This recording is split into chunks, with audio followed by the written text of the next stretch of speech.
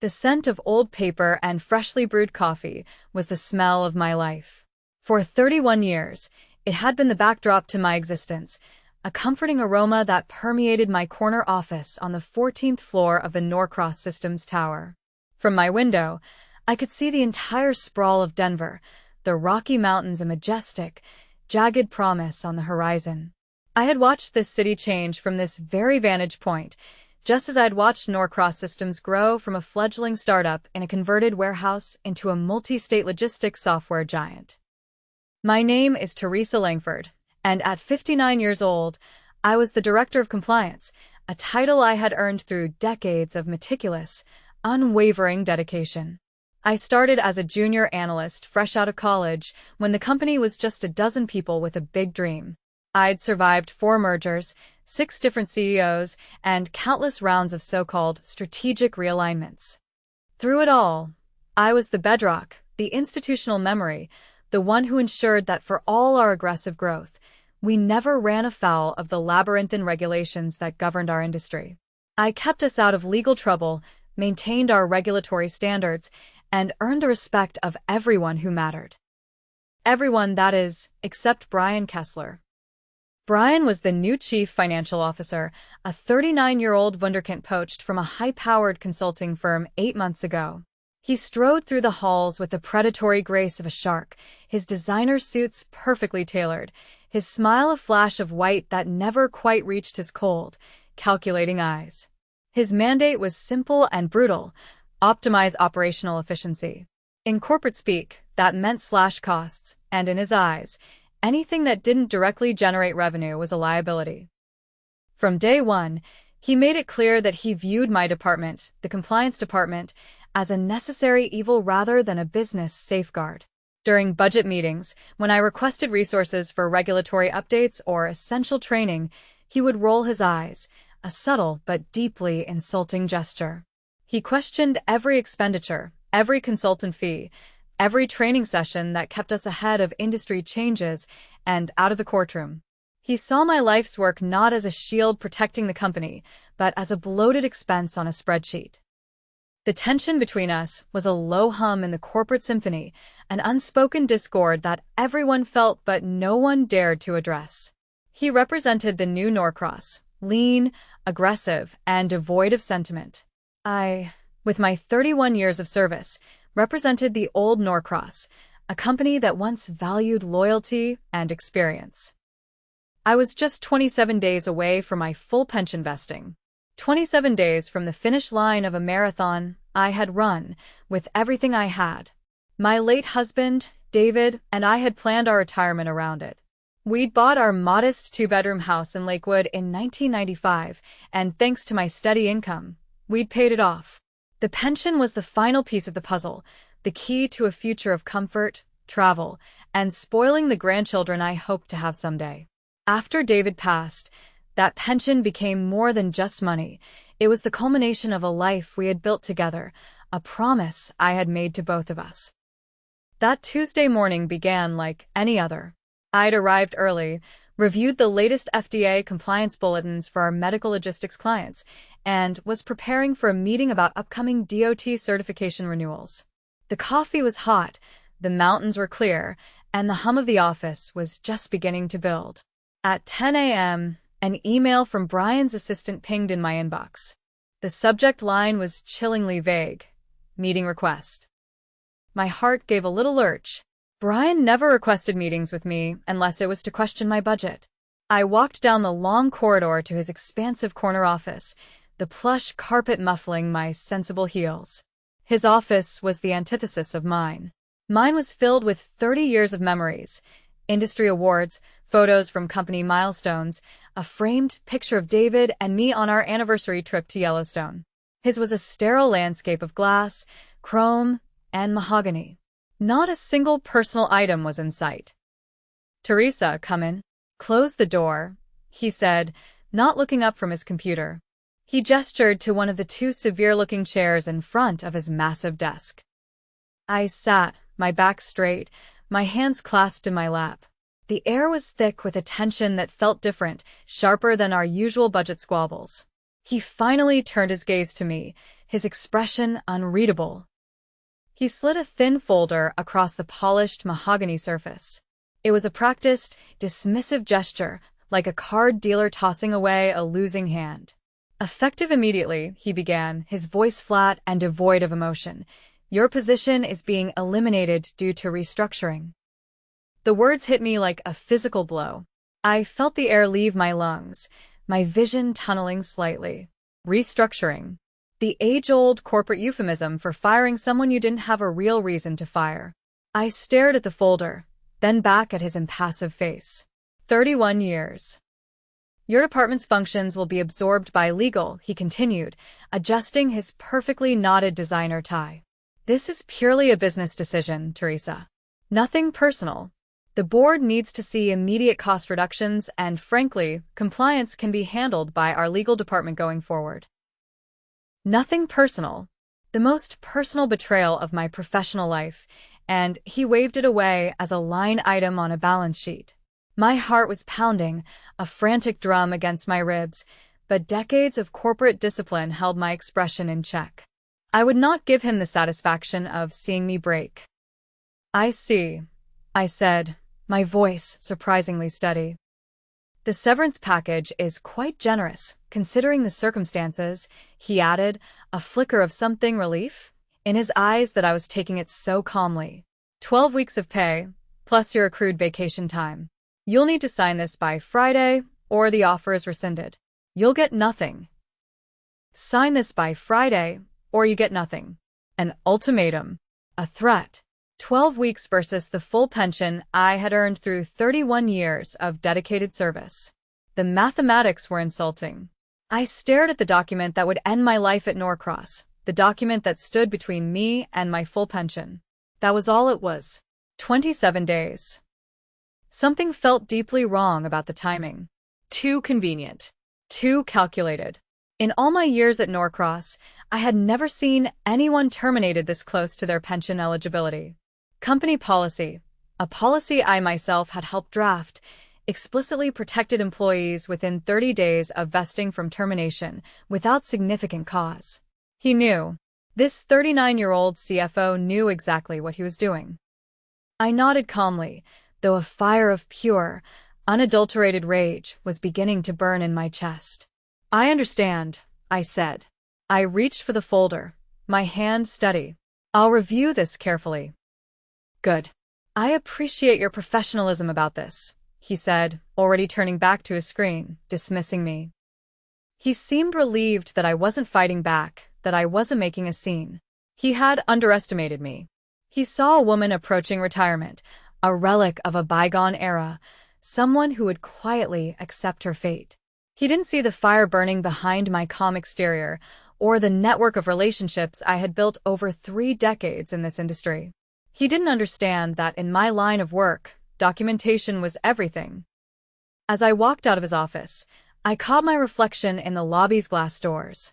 I looked like any other woman approaching retirement, graying blonde hair neatly styled, a conservative business suit, sensible shoes. Invisible. But I didn't feel invisible. I felt like a dormant volcano, and Brian Kessler had just kicked the rock that was holding back the eruption. I returned to my office on the 14th floor, the same corner space I had occupied for the past 8 years. The walls were lined with regulatory certificates, industry awards, and photographs spanning my career at Norcross. There was the picture from our first major software deployment in 2003, my team beaming with pride. Another from the company's 20th anniversary celebration, a younger me standing beside the company founder. And dozens more, chronicling the evolution of both the company and my role within it. My assistant, Patricia, a bright young woman I'd mentored for the last 4 years, looked up from her desk as I entered, her eyes wide with concern. Teresa?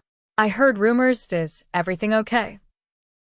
I'm clearing out my office, Patricia, I said simply. My position has been eliminated. Her face went pale. But you're so close to retirement. Can they do that? Apparently they can, I replied, my voice hard. I began removing personal items from my desk drawers, each one a small piece of my professional life. The stress ball from our 2015 audit marathon, squeezed countless times in late-night sessions. The coffee mug my dear friend and mentor, Ruth Delgado, had given me when she retired 6 months ago. It said, "Compliance Queen." A framed photo of my late husband David, taken during our anniversary trip to Yellowstone, his warm smile a constant source of strength. As I placed these small treasures into a cardboard box, the shock began to recede, replaced by a cold, clarifying anger. Patricia lingered in the doorway, clearly wanting to say more but uncertain how to help. She, more than anyone, understood how integral I was to Norcross's operations. I handled everything from FDA compliance for medical logistics clients to transportation regulations for our freight management systems. My departure would leave a massive knowledge gap, a chasm that couldn't simply be absorbed by the legal department, who knew nothing of the day-to-day operational nuances. The box containing 31 years of my professional life fit easily in the trunk of my Honda Accord. As I drove through downtown Denver toward my home in Lakewood, I couldn't shake the feeling that something deeper was happening at Norcross. Brian's termination speech had been too polished, too rehearsed. The severance contract had been prepared in advance, with specific clauses that seemed designed to prevent me from seeking legal recourse.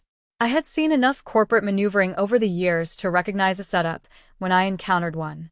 The timing was suspicious, the explanation was weak, and most telling of all, Brian had seemed nervous, despite his confident performance.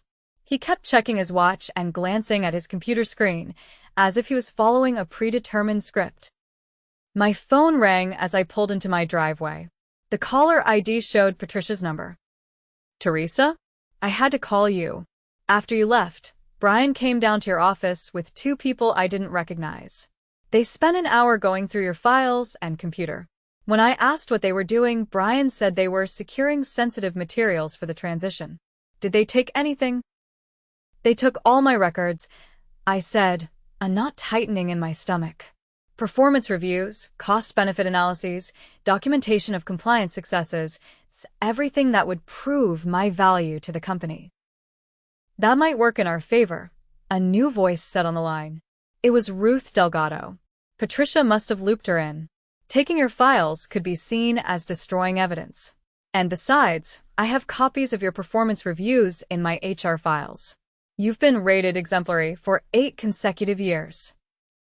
I felt a surge of gratitude for Ruth's foresight and loyalty.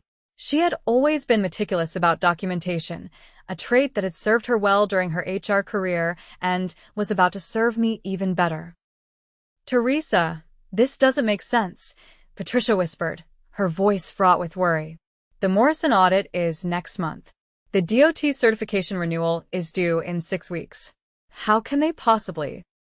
"They will figure it out," I interrupted gently, though a new, colder thought was forming in my mind. "They always do." But even as I said it, I knew Patricia was right.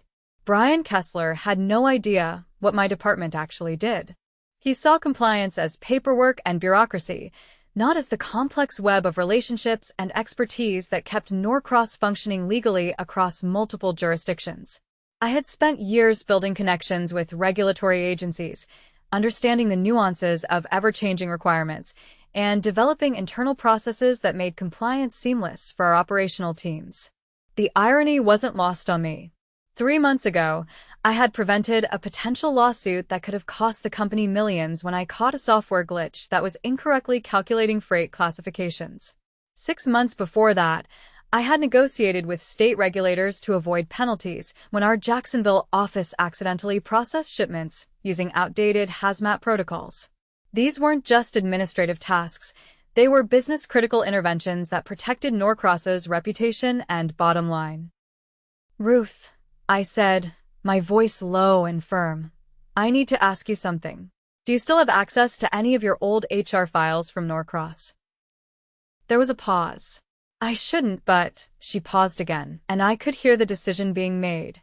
When I retired, I kept copies of certain documents for my own protection. Employment contracts, policy changes, executive communications. Things that might be relevant if anyone ever questioned decisions I had made during my tenure. I never thought I'd need them this soon. The next day, I was at Ruth's kitchen table. She lived in a well-maintained ranch house in Westminster, about 20 minutes from my own home. She greeted me at the door with a grim expression that told me she had spent the night thinking about my situation. "I've been going through my files," she said, leading me to her home office. Her desk was covered with manila folders, printouts of emails, and handwritten notes. "Teresa, what I found is worse than I initially thought." She handed me a printed message. "This email is from February. It's from Brian Kessler to the executive team, discussing pension liability optimization. Look at this paragraph."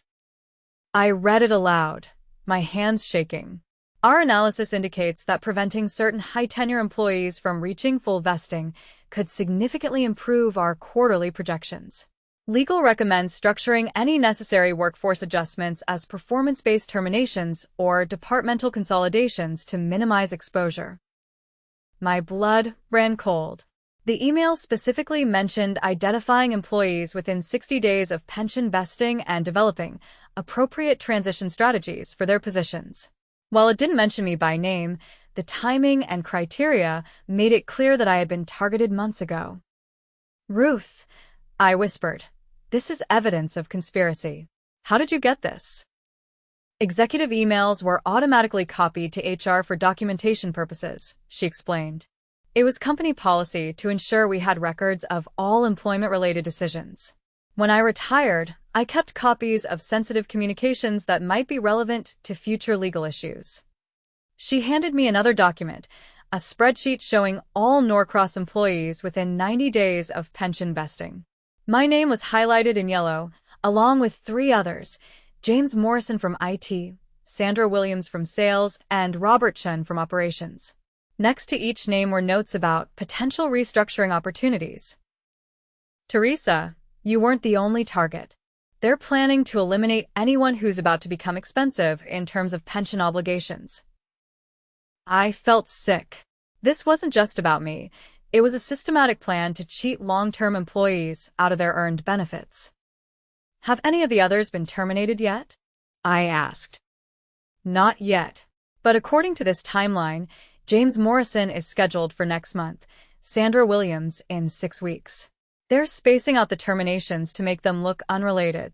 Ruth pulled out another folder, this one containing internal memos about the compliance department specifically. "These show that Brian has been building a case against your department for months. He's been documenting every minor expense, questioning every consultant fee, and creating a paper trail to justify eliminating the position." "But the department is essential," I protested. "We prevent legal issues that could cost millions." "That's not how Brian sees it. Look at this memo from him to the CEO." She handed me a document titled Operational Efficiency Analysis, Compliance Department. The memo argued that compliance functions could be streamlined by transferring responsibilities to the legal department, resulting in immediate cost savings of over $200,000 annually. What the memo failed to mention was that the legal department had no expertise in regulatory compliance, no relationships with regulatory agencies, and no understanding of the day-to-day operational requirements that kept Norcross in good standing with various government bodies. The final, most infuriating piece of evidence was a copy of Ruth's notes from a board meeting in June. Remember that presentation Brian gave to the board about right-sizing operational expenses? I attended that meeting as HR director. Here are my notes. Her handwritten notes were detailed and damning. Brian had presented a 5-year plan that included strategic workforce optimization, targeting employees with the highest benefit costs. He had used charts and graphs to show how eliminating legacy personnel could improve profit margins by up to 12% annually. When board members had raised concerns about losing experienced employees, Brian had dismissed their objections by arguing that institutional knowledge was less valuable than operational agility in a rapidly changing technology sector. He claimed that younger employees with current skills could handle traditional responsibilities more efficiently. The board approved his plan. I voiced my concerns about age discrimination and the risk of losing critical expertise, Ruth said quietly. But I was overruled. 3 weeks later, they announced my early retirement package. This revelation stunned me. Ruth, are you saying they forced you out too? Not exactly forced, but strongly encouraged. They offered me a very generous early retirement package and made it clear that my traditional approach to human resources wasn't aligned with their new vision. I was tired of fighting corporate politics, so I took the deal and left. She sighed, a deep, weary sound. I realize now that my departure was part of the same strategy that is now targeting you. By removing the experienced HR director who might object to questionable employment practices, Brian had cleared the way for implementing his pension dumping scheme without internal resistance. Ruth and I spent the entire weekend organizing our evidence and developing our strategy. By Sunday evening, we had built a comprehensive case. On Monday morning, I called attorney David Richardson, a man whom Ruth had worked with during her previous company's pension dumping case. After reviewing our evidence, he agreed to take my case on a contingency basis. This is one of the clearest examples of pension manipulation I've seen, Richardson told us during our Tuesday meeting. The documentation is exceptional, and the pattern of targeting employees near vesting is obvious. We're going to file a formal complaint with the Department of Labor while simultaneously pursuing wrongful termination and age discrimination claims. That afternoon, Richardson filed our complaint. By Wednesday morning, the local news station, Channel 7, was running a story titled, "Denver Software Company Accused of Pension Fraud." The reporter had obtained copies of our legal filing and was interviewing employment law experts about the broader implications of pension dumping schemes. By Thursday, the story had been picked up by the Denver Post and several industry publications. Norcross Systems was suddenly facing intense public scrutiny. Their stock price dipped. Potential clients were asking questions about the company's ethical standards. The tide was turning. On Friday morning, just hours before my severance offer was set to expire, Brian Kessler called me. His voice was tight with barely controlled anger. "Teresa, we need to talk. This situation has gotten completely out of hand." "I don't think we have anything to discuss, Brian," I said, my voice as cold and clear as a mountain stream in winter. His tone shifted, a desperate edge creeping in. "The board wants to resolve this matter quietly. We're prepared to offer you a very generous settlement." "I'll have my attorney contact you," I said, and hung up. The following Monday brought developments that exceeded even Ruth's optimistic expectations. Richardson called to inform me that the Department of Labor was launching a formal investigation into Norcross Systems' pension practices. And 3 additional employees, James Morrison, Sandra Williams, and Robert Chin, had contacted his office, claiming they had been terminated under suspicious circumstances. "Teresa, this is becoming a class action case," Richardson explained. "We now have James Morrison, who was terminated last week, exactly 60 days before his pension vested. We have documentation of Sandra Williams being placed on a performance improvement plan despite stellar reviews, clearly setting up her termination. And we have a former IT director who was let go 2 years ago under circumstances that now look highly suspicious." Meanwhile, the media attention was intensifying. Channel 7 had interviewed pension law experts who explained how companies could save millions by systematically eliminating employees just before they qualified for full benefits. The story resonated with viewers because it represented a fundamental betrayal of the social contract between employers and loyal workers. Ruth called me on Wednesday with news that made my day. "Teresa, I just heard from Patricia. Brian called an emergency meeting yesterday to announce that the compliance department is being reconstituted immediately. Apparently, 3 clients have raised concerns about regulatory oversight, and the Morrison audit next week has become a crisis because nobody understands your old procedures." She chuckled. "Are they offering you your job back?" "Not yet. But Patricia says Brian looked absolutely miserable during the meeting. The board has apparently been asking very pointed questions about why they eliminated such a critical function right before major compliance deadlines." I smiled.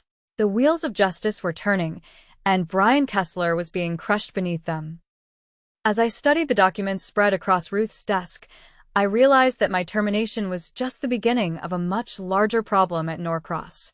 Brian Kessler wasn't just stealing my pension. He was systematically dismantling the institutional knowledge and experience that had made the company successful for over 3 decades. Ruth made fresh coffee while I continued reviewing the documents. Each piece of evidence painted a clearer picture of Brian Kessler's strategy, but also revealed something more personal and infuriating. He had been planning my termination since the day he was hired. My journey to justice had taught me that loyalty and integrity, while not always immediately rewarded, ultimately provide the strongest foundation for both personal satisfaction and professional vindication. And as I looked toward the future, I realized that sometimes the greatest revenge is simply ensuring that the truth comes to light, and that my years of careful documentation and professional relationships had given me the tools to fight back when it mattered most.